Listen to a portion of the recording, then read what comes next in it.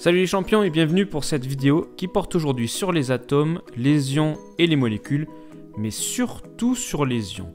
Alors on va quand même commencer avec les atomes et il faut savoir qu'il y avoir deux possibilités de stabilisation. Première possibilité, c'est une possibilité que vous avez déjà rencontrée au collège en classe de 4e, et bien c'est de s'associer avec d'autres atomes pour former des molécules.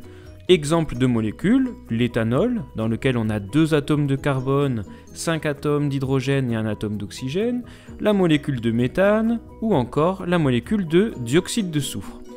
La deuxième possibilité, c'est la nouvelle possibilité que l'on voit ensemble aujourd'hui, et bien c'est de former des ions en perdant ou en gagnant un ou plusieurs électrons. Exemple d'ion, l'ion magnésium Mg2+, l'ion sodium Na+, l'ion sulfure S2-, ou encore l'ion chlorure Cl-. Il va y avoir deux catégories pour les ions positifs que l'on appelle les cations et les ions négatifs que l'on appelle les anions. Alors la question qui vient, c'est quoi un ion? On va commencer avec un atome de sodium. Alors l'atome de sodium, on a au centre, on l'a déjà vu, un noyau. Dans ce noyau, pour le sodium, on a 11 protons et on a aussi 12 neutrons. Autour de ce noyau, il y a un cortège électronique, des électrons. En l'occurrence, pour l'atome de sodium, on a 11 électrons. Ils sont ici représentés par des billes vertes. Si on fait le total, on a 11 charges plus portées par les 11 protons, 11 charges moins portées par les 11 électrons, ce qui nous donne au final pas de charge électrique, c'est-à-dire une charge électrique nulle.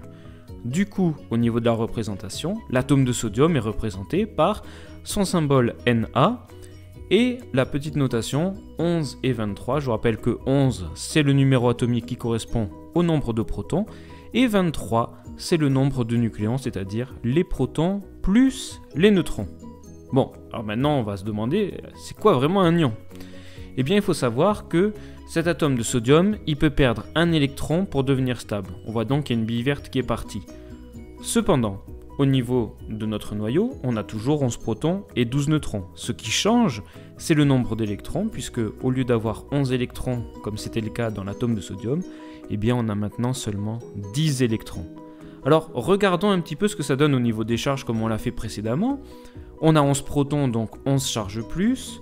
On a maintenant seulement 10 charges moins, ce qui nous donne au total une charge plus. Ce qui veut dire que la représentation de notre ion sodium va être différente, pas forcément au niveau des lettres, puisqu'on a toujours du sodium, donc on a Na. Par contre, on va noter que la charge est positive, et pour cela, on va noter un plus en exposant. On aura toujours la notation 11-23 pour montrer que l'on a bien 11 protons et 23 nucléons, puisque ça n'a pas changé.